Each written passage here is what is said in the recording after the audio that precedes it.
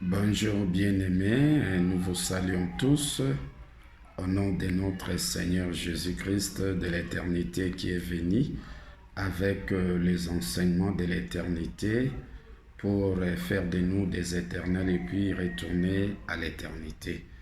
Alors vous devez retenir, mes bien-aimés, qu'aujourd'hui c'est l'Éternel qui nous enseigne au travers de son Fils bien-aimé Jésus-Christ.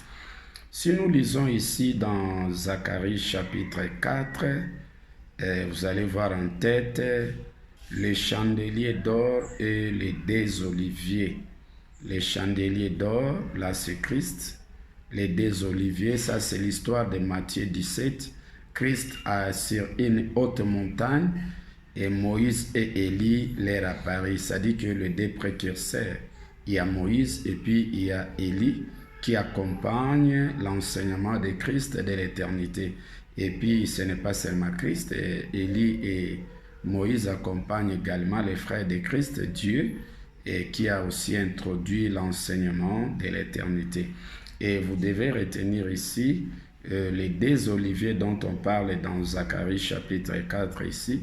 On parle d'Élie et Moïse. Les chandeliers d'or ici, c'est l'envoyé, c'est Christ. Le Christ, l'enseignant, le meilleur enseignant de l'éternité. À partir des versets 10 de Zacharie 4, car ceux qui méprisaient les jours des faibles commencements se réjouiront en voyant les niveaux dans la main des Zorobabel. Ces sept sont les yeux de l'Éternel qui parcourent toute la terre. J'ai pris la parole et lui dit, que signifient ces deux oliviers à la droite du chandelier et à gauche? J'ai pris une seconde fois la parole et je lui dis, que signifient les deux rameaux d'olivier qui sont près des deux conduits d'or, d'où découle l'or? Il me répondit, ne sais-tu pas ce que signifie? J'ai dit non, mon Seigneur. Et il dit, ce sont les deux oreilles qui se tiennent devant le Seigneur de toute la terre. Les deux rameaux ici, ce sont les deux fils de l'homme. C'est Christ et Dieu. Et les deux oliviers, c'est Moïse et Élie. Mais il n'y a qu'un seul homme, un seul messager qui enfante les deux fils, comme nous allons parler aujourd'hui. Un chasseur habillé dans Genèse chapitre 25. Nous allons parler d'Ésaïe qui avait avec sa femme Rebecca et il avait deux fils. Isaïe, c'est le septième messager. Il avait enfanté deux fils. Deux fils là, c'était Christ et Dieu. C'était Ésaü et Jacob. Ésaü, c'est Christ. Jacob, c'est Dieu. Ce sont des images qu'on a montrées ici à partir de Genèse 25.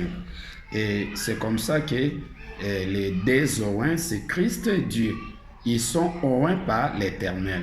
Donc, Dieu a bénéficié sa part de la révélation de l'éternité auprès de l'Éternel.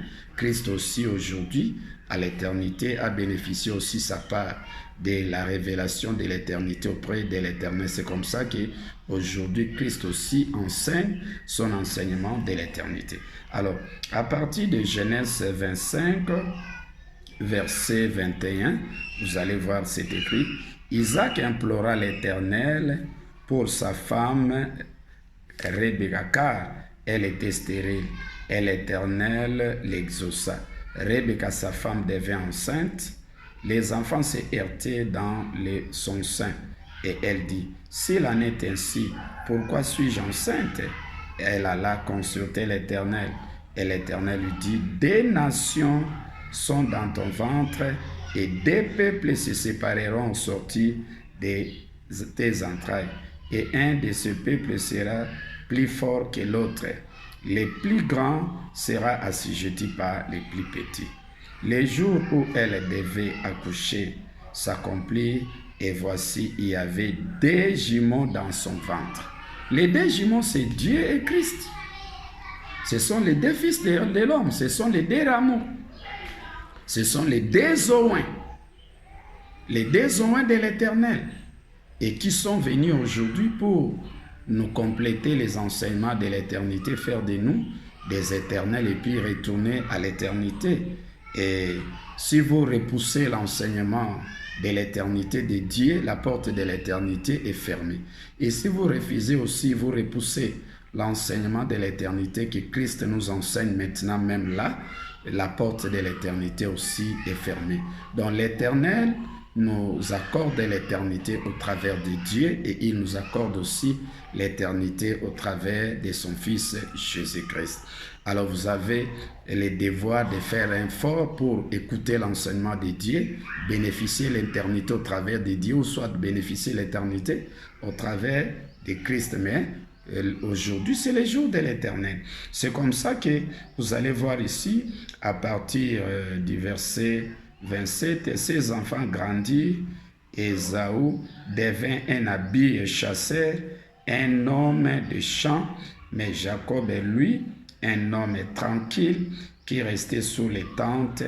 Isaac aimait Ésaü parce qu'il mangeait du gibier, et Rebecca aimait Jacob.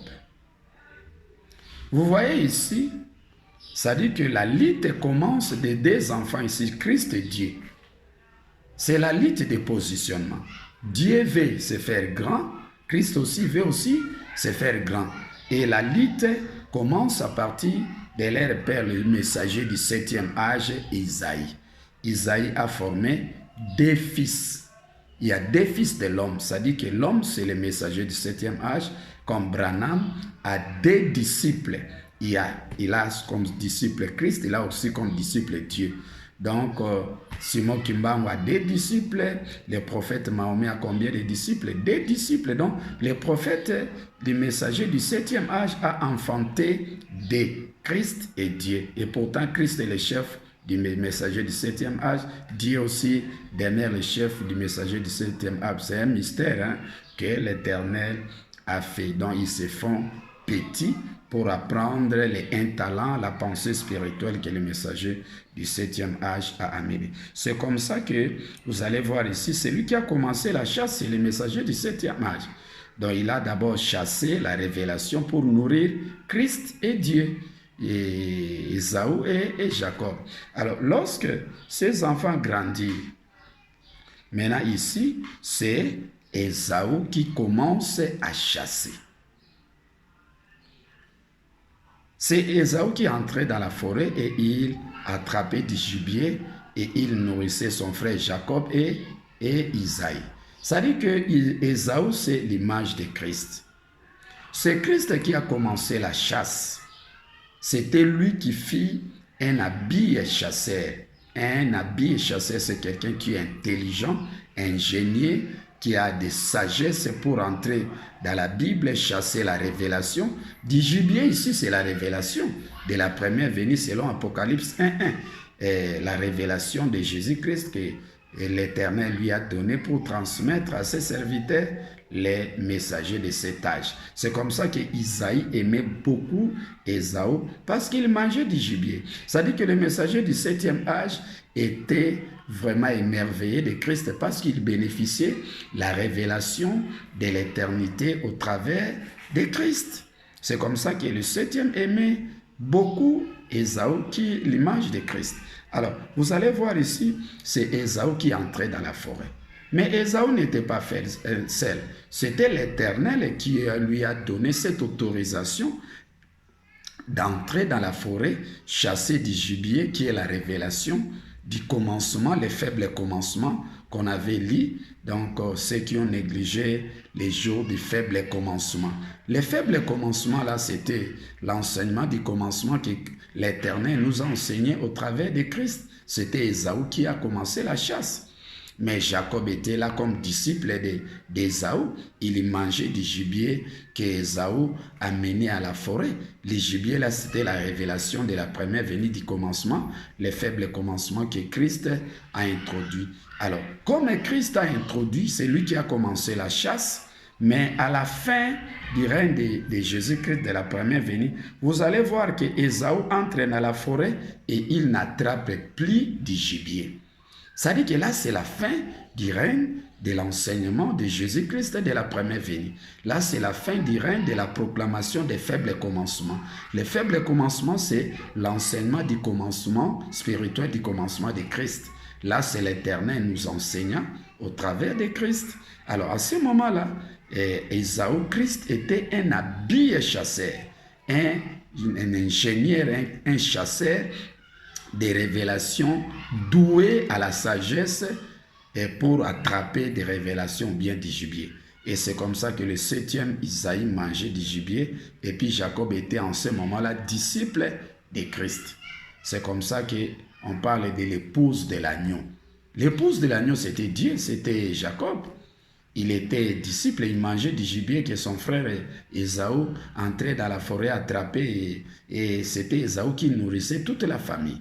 Comme Isaïe nourrissait toute la famille, les messagers du 7e âge avec sa pensée spirituelle, c'était maintenant le tour de Christ et Ésaü pour attraper du gibier et puis nourrir toute la famille.